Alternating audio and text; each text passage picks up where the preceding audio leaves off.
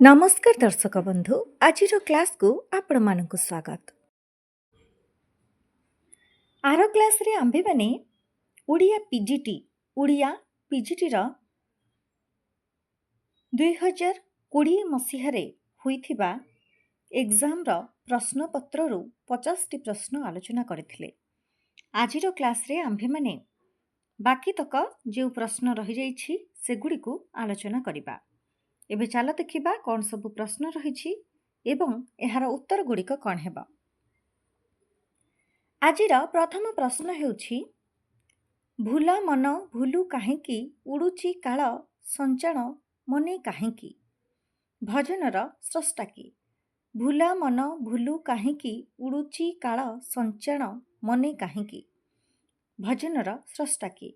Option रही ए Ramdas, B Dwarika दास, सी दनेई दास, D Jagannath दास। एहार सठिक उत्तर हेउछि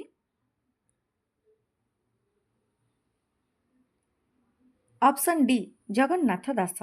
भूला मन भूलु काहेकी उड़ुछि काल संचाण मने नाहीकी। भजनर स्रष्टा हेउछंती जगन्नाथ दास। परवर्ती प्रश्न देख कौन रही। जगन्नाथ दास ओडिया भागवतर केतोटी स्कंद रचना करिछंती। जगन्नाथ दास ओडिया भागवतर केतोटी स्कंद रचना करिछंती। ऑप्शन रही ए दशम स्कंद, बी एकादश स्कंद, सी द्वादश स्कंद, डी त्रयोदश स्कंद। एहार सठिक उत्तर हेउछि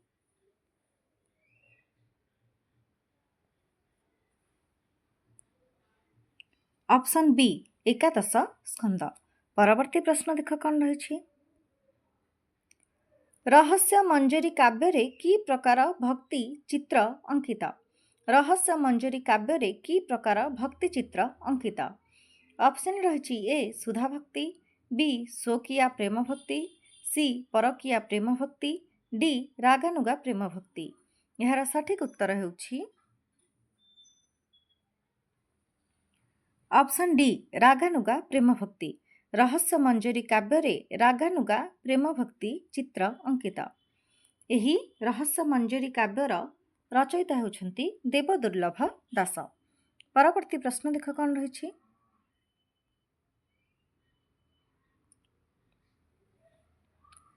पुष्पसरा जुगरे वामदेव संगते बसंत ऋतु अइला मैत्र को संपना होइबाकु करी आकाशे निर्मल होई चंद्र उइला। क्यों कविंक रचना। पुष्पसरा जुगरे वामदेव संगते बसंत ऋतु अइला मैत्र को संपना होइबाकु करी आकाशे निर्मल होई चंद्र उइला। क्यों कविंक रचना। ऑप्शन रही ए विष्णुदास, बी नारायणानंद अवधूत स्वामी, सी अर्जुन दास, डी दनाई दास। यार सठिक उत्तर हेउछि ऑप्शन बी नारायणानंद अवधूत स्वामी।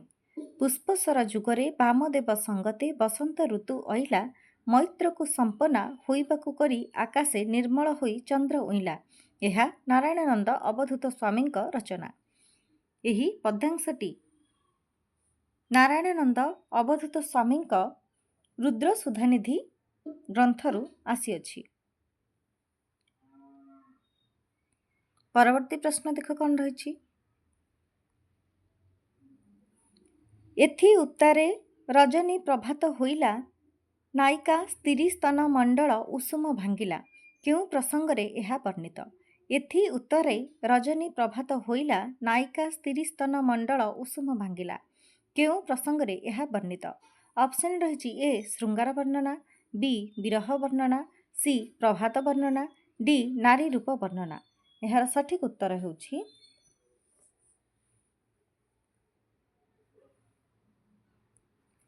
ऑप्शन सी प्रभात वर्णना। एथि उत्तारे रजनी प्रभात होइला नायिका स्त्री स्तन मंडल उषुम भांगिला। एथिरे प्रभात वर्णना होइअछि। परवर्ती प्रश्न देख कौन रही। मु नुहे धूपर हिरो गर्ल्स स्कूल चुंबन बा चंपुर नायक। कवितार कवि किए। मु नुहे धूपर हिरो गर्ल्स स्कूल चुंबन बा चंपुर नायक। कवितार कवि किए। ऑप्शन रही A Sachi Routray, B Benudhar Raut, C Janaki Ballabh Mohanty, D Guruprasad Mohanty. ଏହାର ସଠିକ୍ ଉତ୍ତର ହେଉଛି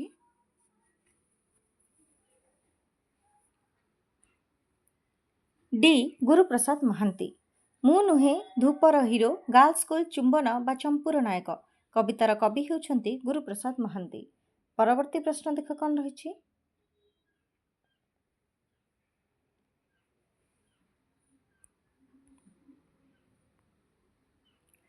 ରସପଞ୍ଚକ କେଉଁ ପ୍ରକାରର କାବ୍ୟ? ରସପଞ୍ଚକ କେଉଁ ପ୍ରକାରର କାବ୍ୟ? ଅପସନ୍ ରହିଛି ଏ ରୀତି, ବି କାଳ୍ପନିକ, ସି ଆଳଙ୍କାରିକ, ଡି ଧ୍ୱନ୍ୟାତ୍ମକ। ଏହାର ସଠିକ୍ ଉତ୍ତର ହେଉଛି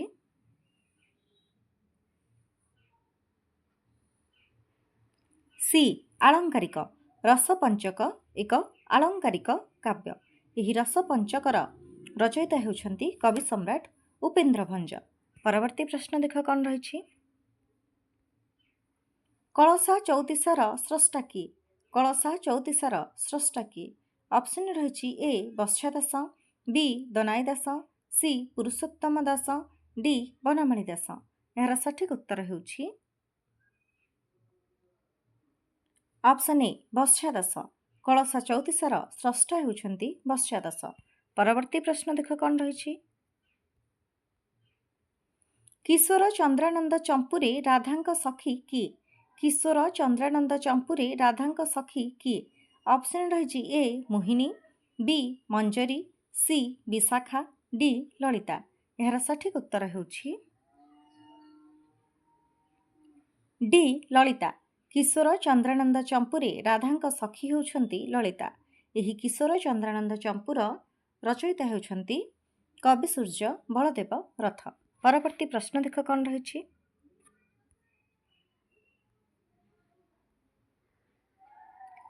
କଳସା ଚଉତିଶା କେଉଁ ପ୍ରକାରର ଗୀତ? କଳସା ଚଉତିଶା କେଉଁ ପ୍ରକାରର ଗୀତ?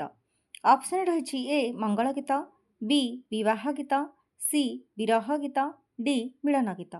ଏହାର ସଠିକ୍ ଉତ୍ତର ହେଉଛି ଅପସନ୍ ଏ ମଙ୍ଗଳ ଗୀତ। କଳସା ଚଉତିଶା ଏକ ପ୍ରକାରର ମଙ୍ଗଳ ଗୀତ। ଏହି କଳସା ଚଉତିଶାର ରଚୟିତା ହେଉଛନ୍ତି ବତ୍ସ୍ୟା ଦାସ। ପରବର୍ତ୍ତୀ ପ୍ରଶ୍ନ ଦେଖ କ'ଣ ରହିଛି। କେତୋଟି ଚୌପଦୀର ସମାହାରରେ ଚୌପଦୀ ରତ୍ନାକର କାବ୍ୟ ରଚିତ? କେତୋଟି ଚୌପଦୀର ସମାହାରରେ ଚୌପଦୀ ରତ୍ନାକର କାବ୍ୟ ରଚିତ? ଅପସନ୍ ରହିଛି ଏ 27, ବି 28, ସି 29, ଡି 30। ଏହାର ସଠିକ୍ ଉତ୍ତର ହେଉଛି ଅପସନ୍ ଡି 30। 30ଟି ଚୌପଦୀର ସମାହାରରେ ଚୌପଦୀ ରତ୍ନାକର କାବ୍ୟ ରଚିତ। ଏହି ଚୌପଦୀ ରତ୍ନାକର କାବ୍ୟର ରଚୟିତା ହେଉଛନ୍ତି କବି ସୂର୍ଯ୍ୟ ବଳଦେବ ରଥ।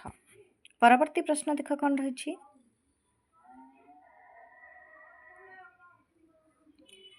ଚେତି ଚତୁରୀ ଚାହିଁଲା ନିଶି ନାସେ ପାସେ ନାହିଁ ଦିବ୍ୟ ତରୁଣ। ଏହା କେଉଁ କାବ୍ୟରୁ ଆଣିତ? ଚେତି ଚତୁରୀ ଚାହିଁଲା ନିଶି ନାସେ ପାସେ ନାହିଁ ଦିବ୍ୟ ତରୁଣ। ଏହା କେଉଁ କାବ୍ୟରୁ ଆଣିତ?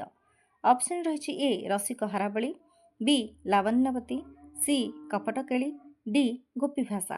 ଏହାର ସଠିକ୍ ଉତ୍ତର ହେଉଛି ଏ ରସିକ ହାରାବଳୀ। ଚେତି ଚତୁରୀ ଚାହିଁଲା ନିଶି ନାସେ ପାସେ ନାହିଁ ଦିବ୍ୟ ତରୁଣ। ଏହା ରସିକ ହାରାବଳୀ କାବ୍ୟରୁ ଆଣିତ। ଏହି ରସିକ ହାରାବଳୀ କାବ୍ୟର ରଚୟିତା ହେଉଛନ୍ତି କବି ସମ୍ରାଟ ଉପେନ୍ଦ୍ର ଭଞ୍ଜ। ପରବର୍ତ୍ତୀ ପ୍ରଶ୍ନ ଦେଖ କ'ଣ ରହିଛି।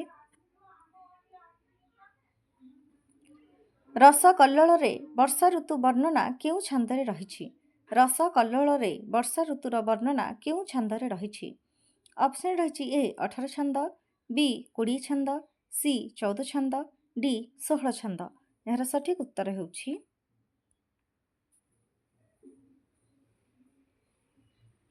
ଡି 16 ଛାନ୍ଦ। ରସ କଲ୍ଲୋଳରେ ବର୍ଷା ଋତୁର ବର୍ଣ୍ଣନା 16 ଛାନ୍ଦରେ ରହିଛି। ଏହି ରସ କଲ୍ଲୋଳର ରଚୟିତା ହେଉଛନ୍ତି ଦୀନକୃଷ୍ଣ ଦାସ। ପରବର୍ତ୍ତୀ ପ୍ରଶ୍ନ ଦେଖ କ'ଣ ରହିଛି। କବି ଯାକରେ ମୂର୍ଖକୁ ସ୍ତୁତି ପଂକ୍ତିଟିରେ ମୂର୍ଖ କାହାକୁ କୁହାଯାଇଛି? କବି ଯାକରେ ମୂର୍ଖକୁ ସ୍ତୁତି ପଂକ୍ତିଟିରେ ମୂର୍ଖ କାହାକୁ କୁହାଯାଇଛି? ଅପସନ୍ ରହିଛି ଏ ରାଜା, ବି ପ୍ରଜା, ସି ଧନୀ, ଡି ଗରିବ। ଏହାର ସଠିକ୍ ଉତ୍ତର ହେଉଛି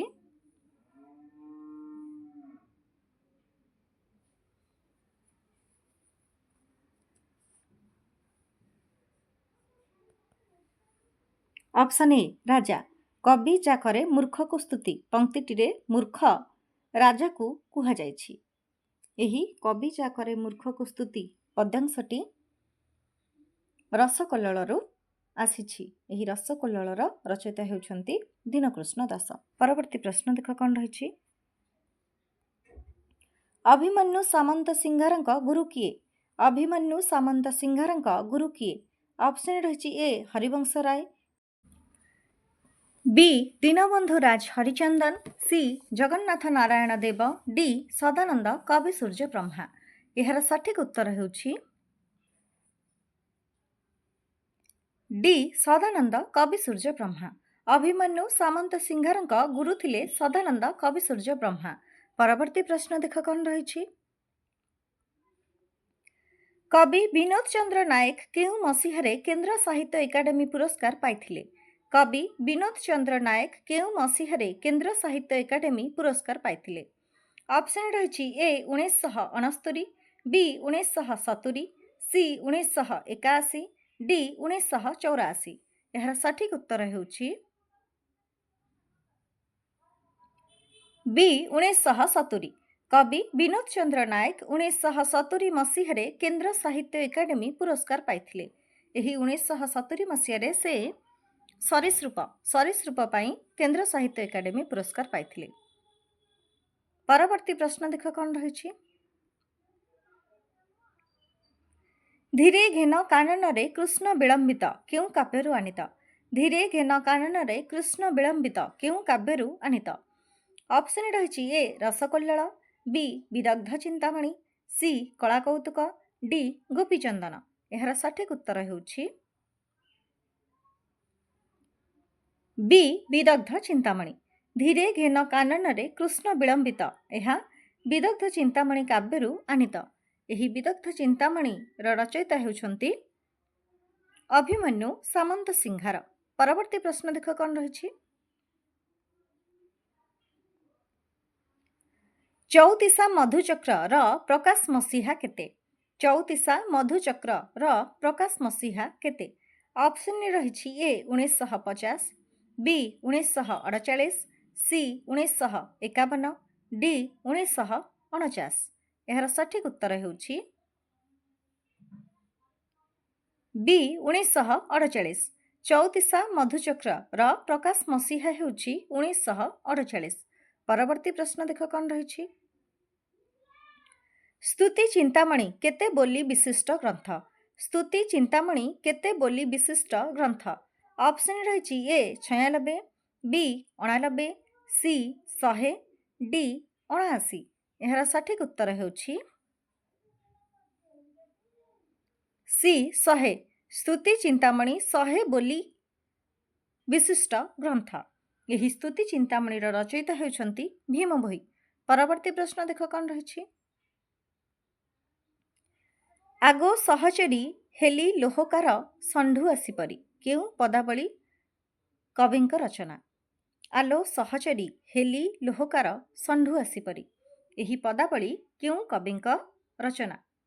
ଅପସନ୍ ରହିଛି ଏ ଗୌରହରି, ବି କବିସୂର୍ଯ୍ୟ, ସି ଗୋପାଳକୃଷ୍ଣ, ଡି ବନମାଳୀ।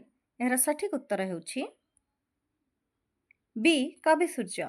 ଆଗୋ ସହଚରୀ ହେଲି ଲୋହକାର ଷଣ୍ଢୁ ଆସିପରି ଏହି ପଦାବଳୀଟି କବିସୂର୍ଯ୍ୟଙ୍କ ଦ୍ୱାରା ରଚିତ। ପରବର୍ତ୍ତୀ ପ୍ରଶ୍ନ ଦେଖ କ'ଣ ରହିଛି। ପ୍ରାଣୀଙ୍କ ଆରତ ଦୁଃଖ ଅପ୍ରମିତ ଦେଖୁ ଦେଖୁ କେବା ସହୁ ଏହା ସ୍ତୁତି ଚିନ୍ତାମଣିର କେତେ ନମ୍ବର ବୋଲିରେ ସ୍ଥାନିତ? ପ୍ରାଣୀଙ୍କ ଆରତ ଦୁଃଖ ଅପ୍ରମିତ ଦେଖୁ ଦେଖୁ କେବା ସହୁ ଏହା ସ୍ତୁତି ଚିନ୍ତାମଣିର କେତେ ନମ୍ବର ବୋଲିରେ ସ୍ଥାନିତ? ଅପସନ୍ ରହିଛି ଏ 26, ବି 27, ସି 18, ଡି 19। ଏହାର ସଠିକ୍ ଉତ୍ତର ହେଉଛି ଅପସନ୍ ବି 27। ପ୍ରାଣୀଙ୍କ ଆରତ ଦୁଃଖ ଅପ୍ରମିତ ଦେଖୁ ଦେଖୁ କେବା ସହୁ ଏହା ସ୍ତୁତି ଚିନ୍ତାମଣିର 27 ନମ୍ବର ବୋଲିରେ ସ୍ଥାନିତ।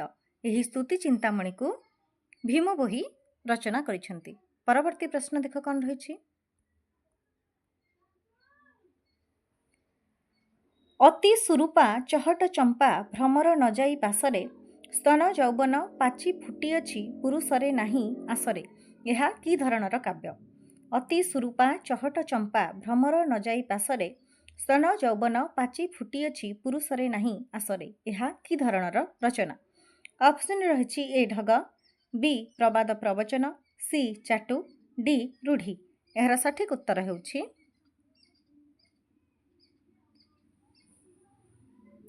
ସି ଚାଟୁ। ଅତି ସୁରୂପା ଚହଟ ଚମ୍ପା ଭ୍ରମର ନ ଯାଇ ପାଶରେ ସ୍ତନ ଯୌବନ ପାଚି ଫୁଟିଅଛି ପୁରୁଷରେ ନାହିଁ ଆସରେ। ଏହା ଏକ ଚାଟୁ ରଚନା। ପରବର୍ତ୍ତୀ ପ୍ରଶ୍ନ ଦେଖ କ'ଣ ରହିଛି। ବନମାଳୀଙ୍କ ବୈଷ୍ଣବ ନାମ କ'ଣ ଥିଲା? ବନମାଳୀଙ୍କ ବୈଷ୍ଣବ ନାମ କ'ଣ ଥିଲା? ଅପସନ୍ ରହିଛି ଏ ସୁଧାନନ୍ଦ, ବି ପ୍ରେମାନନ୍ଦ, ସି ଅମୃତାନନ୍ଦ, ଡି ବଲ୍ଲଭାନନ୍ଦ। ଏହାର ସଠିକ୍ ଉତ୍ତର ହେଉଛି ଅପସନ୍ ଡି ବଲ୍ଲଭାନନ୍ଦ। ବନମାଳୀଙ୍କ ବୈଷ୍ଣବ ନାମ ଥିଲା ବଲ୍ଲଭାନନ୍ଦ। ପରବର୍ତ୍ତୀ ପ୍ରଶ୍ନ ଦେଖ କ'ଣ ରହିଛି। ଗୋପାଳକୃଷ୍ଣ ପଟ୍ଟନାୟକଙ୍କ ଜନ୍ମସ୍ଥାନ କେଉଁଠି? ଗୋପାଳକୃଷ୍ଣ ପଟ୍ଟନାୟକଙ୍କ ଜନ୍ମସ୍ଥାନ କେଉଁଠି? ଅପସନ୍ ରହିଛି ଏ ବ୍ରହ୍ମପୁର, ବି ପାରଳାଖେମୁଣ୍ଡି, ସି ଦିଗାପହଣ୍ଡି, ଡି ଛତ୍ରପୁର। ଏହାର ସଠିକ୍ ଉତ୍ତର ହେଉଛି ବି ପାରଳାଖେମୁଣ୍ଡି। ଗୋପାଳକୃଷ୍ଣ ପଟ୍ଟନାୟକଙ୍କ ଜନ୍ମସ୍ଥାନ ହେଉଛି ପାରଳାଖେମୁଣ୍ଡି। ପରବର୍ତ୍ତୀ ପ୍ରଶ୍ନ ଦେଖ କ'ଣ ରହିଛି। ଶ୍ୟାମକୁ ଜୁହାର ତାର ପ୍ରେମକୁ ଜୁହାର ମା, ସେ କରୁ ଗୋ ସେ ପିରତି ଯା ଦେହ ଲୁହାର ମା। ଶ୍ୟାମକୁ ଜୁହାର ତାର ପ୍ରେମକୁ ଜୁହାର ମା, ସେ କରୁ ଗୋ ସେ ପିରତି ଯା ଦେହ ଲୁହାର ମା। କେଉଁ ପଦାବଳୀ କବିଙ୍କ ରଚନା? ଅପସନ୍ ରହିଛି ଏ ବନମାଳୀ, ବି କବିସୂର୍ଯ୍ୟ, ସି ଗୌରଚରଣ, ଡି ଗୋପାଳକୃଷ୍ଣ। ଏହାର ସଠିକ୍ ଉତ୍ତର ହେଉଛି ଡି ଗୋପାଳକୃଷ୍ଣ। ଶ୍ୟାମକୁ ଜୁହାର ତାର ପ୍ରେମକୁ ଜୁହାର ମା, ସେ କରୁ ଗୋ ସେ ପିରତି ଯା ଦେହ ଲୁହାର ମା। ଏହି ପଦାବଳୀଟି କବି ଗୋପାଳକୃଷ୍ଣଙ୍କ ଦ୍ୱାରା ରଚିତ। ପରବର୍ତ୍ତୀ ପ୍ରଶ୍ନ ଦେଖ କ'ଣ ରହିଛି।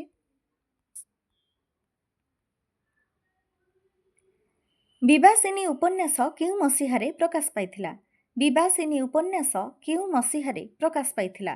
ଅପସନ୍ ରହିଛି ଏ 1879, ବି 1888, ସି 1891, ଡି 1890। ଏହାର ସଠିକ୍ ଉତ୍ତର ହେଉଛି ସି 1891। ବିବାସିନୀ ଉପନ୍ୟାସ 1891 ମସିହାରେ ପ୍ରକାଶ ପାଇଥିଲା। ଏହି ବିବାସିନୀ ଉପନ୍ୟାସର ରଚୟିତା ହେଉଛନ୍ତି ରାମଶଙ୍କର ରାୟ। ପରବର୍ତ୍ତୀ ପ୍ରଶ୍ନ ଦେଖ କ'ଣ ରହିଛି। ସୌଦାମିନୀ ଉପନ୍ୟାସ କେଉଁ ପତ୍ରିକାରେ ପ୍ରକାଶ ପାଇଥିଲା? ସୌଦାମିନୀ ଉପନ୍ୟାସ କେଉଁ ପତ୍ରିକାରେ ପ୍ରକାଶ ପାଇଥିଲା? ଅପସନ୍ ରହିଛି ଏ ଉତ୍କଳ ମଧୁପ, ବି ଉତ୍କଳ ସାହିତ୍ୟ, ସି ଉତ୍କଳ ଦର୍ପଣ, ଡି ଉତ୍କଳ ହିତୈଷିଣୀ। ଏହାର ସଠିକ୍ ଉତ୍ତର ହେଉଛି ଅପସନ୍ ଏ ଉତ୍କଳ ମଧୁପ। ସୌଦାମିନୀ ଉପନ୍ୟାସ ଉତ୍କଳ ମଧୁପ ପତ୍ରିକାରେ ପ୍ରକାଶ ପାଇଥିଲା। ଏହି ସୌଦାମିନୀ ଉପନ୍ୟାସର ରଚୟିତା ହେଉଛନ୍ତି ରାମଶଙ୍କର ରାୟ। ପରବର୍ତ୍ତୀ ପ୍ରଶ୍ନ ଦେଖ କ'ଣ ରହିଛି। ଫକୀରମୋହନଙ୍କ କେଉଁ ଉପନ୍ୟାସଟି ଇତିହାସକୁ କେନ୍ଦ୍ର କରି ଲିଖିତ? ଫକୀରମୋହନଙ୍କ କେଉଁ ଉପନ୍ୟାସଟି ଇତିହାସକୁ କେନ୍ଦ୍ର କରି ଲିଖିତ? ଅପସନ୍ ରହିଛି ଏ ମାମୁଁ, ବି ପ୍ରାୟଶ୍ଚିତ, ସି 6 ମାଣ 8 ଗୁଣ୍ଠ, ଡି ଲଛମା। ଏହାର ସଠିକ୍ ଉତ୍ତର ହେଉଛି ଡି ଲଛମା। ଫକୀରମୋହନଙ୍କ ଲଛମା ଉପନ୍ୟାସଟି ଇତିହାସକୁ କେନ୍ଦ୍ର କରି ଲିଖିତ। ପରବର୍ତ୍ତୀ ପ୍ରଶ୍ନ ଦେଖ କ'ଣ ରହିଛି। ମଧୁସୂଦନ ରାଓ କେଉଁ ଧର୍ମ ଗ୍ରହଣ କରିଥିଲେ? ମଧୁସୂଦନ ରାଓ କେଉଁ ଧର୍ମ ଗ୍ରହଣ କରିଥିଲେ? ଅପସନ୍ ରହିଛି ଏ ବୈଷ୍ଣବ ଧର୍ମ, ବି ବ୍ରାହ୍ମ ଧର୍ମ, ସି ବୌଦ୍ଧ ଧର୍ମ, ଡି ମହିମା ଧର୍ମ। ଏହାର ସଠିକ୍ ଉତ୍ତର ହେଉଛି ବି ବ୍ରାହ୍ମ ଧର୍ମ। ମଧୁସୂଦନ ରାଓ ବ୍ରାହ୍ମ ଧର୍ମ ଗ୍ରହଣ କରିଥିଲେ। ପରବର୍ତ୍ତୀ ପ୍ରଶ୍ନ ଦେଖ କ'ଣ ରହିଛି। ବିବାସିନୀ କେଉଁ ପ୍ରକାରର ଉପନ୍ୟାସ? ବିବାସିନୀ କେଉଁ ପ୍ରକାରର ଉପନ୍ୟାସ? ଅପସନ୍ ରହିଛି ଏ ପୌରାଣିକ, ବି ଐତିହାସିକ, ସି ସାମାଜିକ, ଡି ରାଜନୈତିକ। ଏହାର ସଠିକ୍ ଉତ୍ତର ହେଉଛି ବି ଐତିହାସିକ। ବିବାସିନୀ ଏକ ପ୍ରକାରର ଐତିହାସିକ ଉପନ୍ୟାସ। ପରବର୍ତ୍ତୀ ପ୍ରଶ୍ନ ଦେଖ କ'ଣ ରହିଛି। ବଗଲା ବଗୁଲି ଗଳ୍ପର ଲେଖକ କିଏ? ବଗଲା ବଗୁଲି ଗଳ୍ପର ଲେଖକ କିଏ? ଅପସନ୍ ରହିଛି ଏ ଫକୀରମୋହନ, ବି ଚନ୍ଦ୍ରଶେଖର, ସି ଜଳନ୍ଧର, ଡି ବାଙ୍କାନିଧି। ଏହାର ସଠିକ୍ ଉତ୍ତର ହେଉଛି ଅପସନ୍ ଏ ଫକୀରମୋହନ। ବଗଲା ବଗୁଲି ଗଳ୍ପର ଲେଖକ ହେଉଛନ୍ତି ଫକୀରମୋହନ। ପରବର୍ତ୍ତୀ ପ୍ରଶ୍ନ ଦେଖ କ'ଣ ରହିଛି। 6 ମାଣ 8 ଗୁଣ୍ଠରେ ବର୍ଣ୍ଣିତ ଗାଈର ନାମ କ'ଣ? 6 ମାଣ 8 ଗୁଣ୍ଠରେ ବର୍ଣ୍ଣିତ ଗାଈର ନାମ କ'ଣ? ଅପସନ୍ ରହିଛି ଏ ପାଟ, ବି ରଙ୍ଗୀ, ସି ନେତ, ଡି କାଳି। ଏହାର ସଠିକ୍ ଉତ୍ତର ହେଉଛି ଅପସନ୍ ସି ନେତ। 6 ମାଣ 8 ଗୁଣ୍ଠରେ ବର୍ଣ୍ଣିତ ଗାଈର ନାମ ହେଉଛି ନେତ। ପରବର୍ତ୍ତୀ ପ୍ରଶ୍ନ ଦେଖ କ'ଣ ରହିଛି। ଅଶବ୍ଦ ଶବଦ ସେହି ଅରୂପ ଅରସ, କିନ୍ତୁରେ ପରମ ସତ୍ୟ ମହାନନ୍ଦ ରସ। ଏହା ମଧୁସୂଦନ ରାଓଙ୍କ କେଉଁ କବିତାର ଅଂଶବିଶେଷ? ଅଶବ୍ଦ ଶବଦ ସେହି ଅରୂପ ଅରସ, କିନ୍ତୁରେ ପରମ ସତ୍ୟ ମହାନନ୍ଦ ରସ। ଏହା ମଧୁସୂଦନ ରାଓଙ୍କ କେଉଁ କବିତାର ଅଂଶବିଶେଷ? ଅପସନ୍ ରହିଛି ଏ ହିମାଚଳେ ଉଦୟୋତ୍ସବ, ବି ଋଷିପ୍ରାଣୀ ଦେବାବତରଣ, ସି ଏ ସୃଷ୍ଟି ଅମୃତମୟ ହେ, ଡି ଜୀବନ ଚିନ୍ତା। ଏହାର ସଠିକ୍ ଉତ୍ତର ହେଉଛି ବି ଋଷିପ୍ରାଣୀ ଦେବାବତରଣ। ଅଶବ୍ଦ ଶବଦ ସେହି ଅରୂପ ଅରସ, କିନ୍ତୁରେ ପରମ ସତ୍ୟ ମହାନନ୍ଦ ରସ। ଏହା ମଧୁସୂଦନ ରାଓଙ୍କ ଋଷିପ୍ରାଣୀ ଦେବାବତରଣ କବିତାର ଅଂଶବିଶେଷ। ପରବର୍ତ୍ତୀ ପ୍ରଶ୍ନ ଦେଖ କ'ଣ ରହିଛି। ହିମାଚଳେ ଉଦୟୋତ୍ସବ ଏହା ମଧୁସୂଦନ ରାଓଙ୍କ ରଚନା। ଏ ସୃଷ୍ଟି ଅମୃତମୟ ହେ ଏହା ମଧ୍ୟ ମଧୁସୂଦନ ରାଓଙ୍କ ରଚନା। ଜୀବନ ଚିନ୍ତା ମଧ୍ୟ ମଧୁସୂଦନ ରାଓଙ୍କ ରଚନା। ପରବର୍ତ୍ତୀ ପ୍ରଶ୍ନ ଦେଖ କ'ଣ ରହିଛି।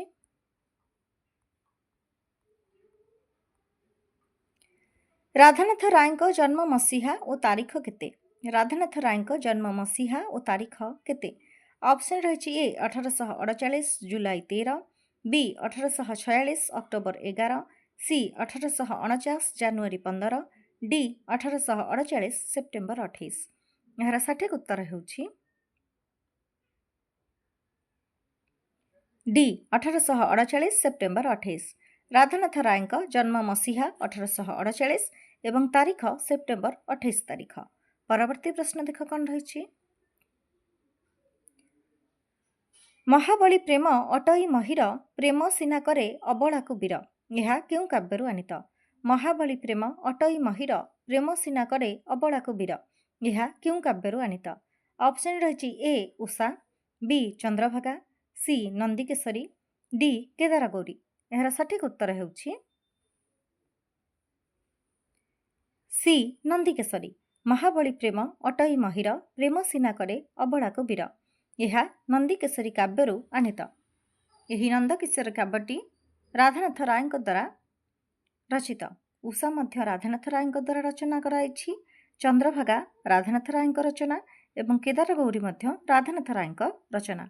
ପରବର୍ତ୍ତୀ ପ୍ରଶ୍ନ ଦେଖ କ'ଣ ରହିଛି।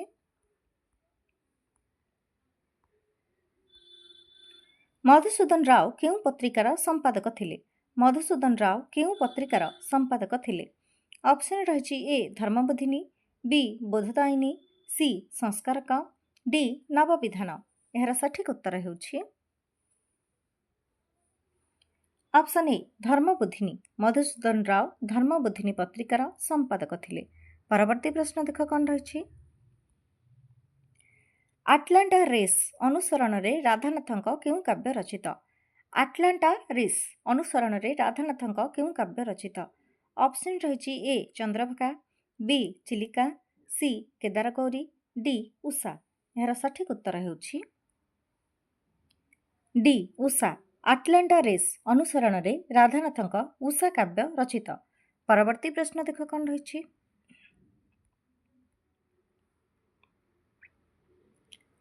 ଦରିଦ୍ରତା ପଙ୍କପୂର୍ଣ୍ଣ ମୋ ଜୀବନ ସର, ଜଞ୍ଜାଳ ଜଳଦ ଜଳେ ଆବିଳ ଉଦର। କବିତାଂଶଟିର ସ୍ରଷ୍ଟା କିଏ? ଦରିଦ୍ରତା ପଙ୍କପୂର୍ଣ୍ଣ ମୋ ଜୀବନ ସର, ଜଞ୍ଜାଳ ଜଳଦ ଜଳେ ଆବିଳ ଉଦର। କବିତାଂଶଟିର ସ୍ରଷ୍ଟା କିଏ? ଅପସନ୍ ରହିଛି ଏ ରାଧାନାଥ, ବି Madhusudan, C Gangadhar, D Nandakishore.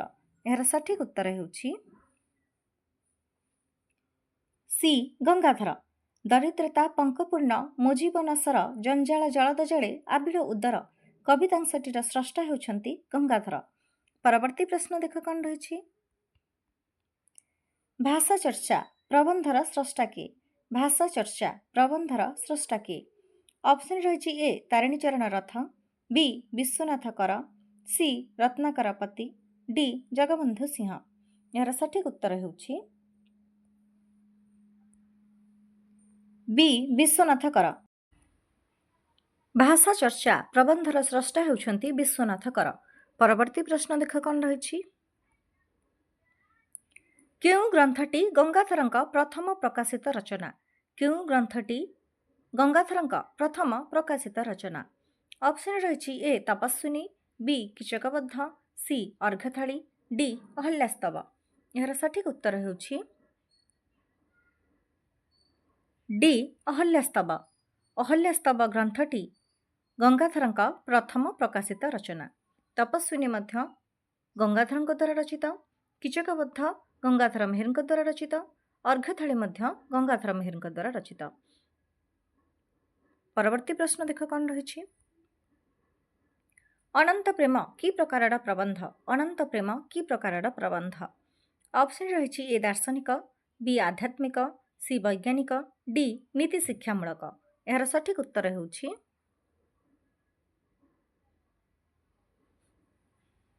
Option A दार्शनिक। अनंत प्रेम एक प्रकार दार्शनिक प्रबंध। यही अनंत प्रेमर रचयिता हेउछन्ति विश्वनाथ कर। परवर्ती प्रश्न देख कौन रही।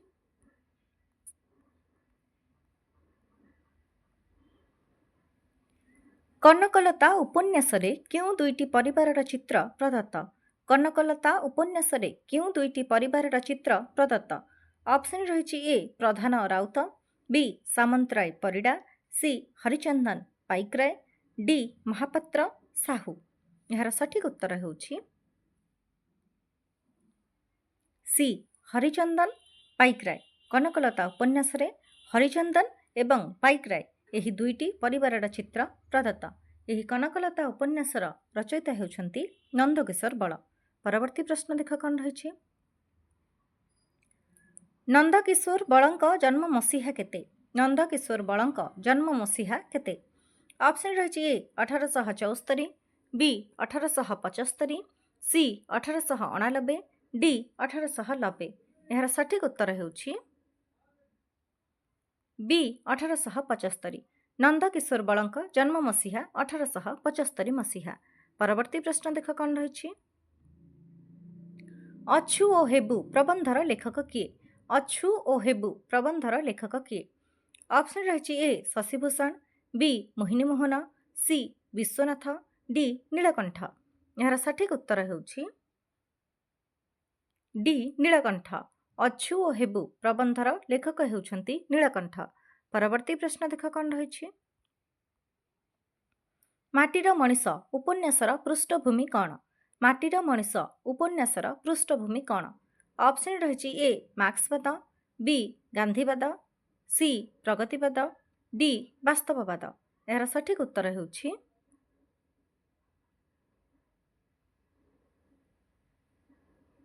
बी गांधीवाद। माटीर मनीष उपन्यासर पृष्ठभूमि हेउछि गांधीवाद। परवर्ती प्रश्न देख कौन रही।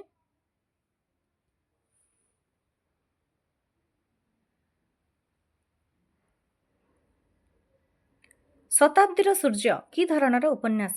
शताब्दीर सूर्य कि धरणर उपन्यास? ऑप्शन रही ए राजनीतिक उपन्यास, बी ऐतिहासिक उपन्यास, सी चरित उपन्यास, डी चेतना प्रवाहमूलक उपन्यास। यार सठिक उत्तर हेउछि सी चरित उपन्यास। शताब्दीर सूर्य एक प्रकार चरित उपन्यास। यही शताब्दीर सूर्य रचयिता हेउछन्ति सुरेन्द्र महांती। परवर्ती प्रश्न देख कौन रही। सची राउतराय काहाकू कोटी कंकाळ भग्न बुकुर स्तूप बोली कहिसंती? सची राउतराय काहाकू कोटी कंकाळ भग्न बुकुर स्तूप बोली कहिसंती? ऑप्शन रही ए लिंगराज मंदिर, बी पुरी मंदिर, सी कोणार्क मंदिर, डी केदारगौरी मंदिर। यार सठिक उत्तर हेउछि ऑप्शन सी कोणार्क मंदिर। ସଚି ରାଉତରାୟ କୋଣାର୍କ ମନ୍ଦିରକୁ କୋଟି କଙ୍କାଳ ଭଗ୍ନ ବୁକୁର ସ୍ତୂପ ବୋଲି କହିଛନ୍ତି। ପରବର୍ତ୍ତୀ ପ୍ରଶ୍ନ ଦେଖ କ'ଣ ରହିଛି। ଗାର୍ଲ ସ୍କୁଲ କେଉଁ ଥିଏଟରରେ ଅଭିନୀତ ହୋଇଥିଲା? ଗାର୍ଲ ସ୍କୁଲ କେଉଁ ଥିଏଟରରେ ଅଭିନୀତ ହୋଇଥିଲା? ଅପସନ୍ ରହିଛି A Kalinga theatres, B Janata theatres, C Annapurna theatres, D Odisha theatres. ଏହାର ସଠିକ୍ ଉତ୍ତର ହେଉଛି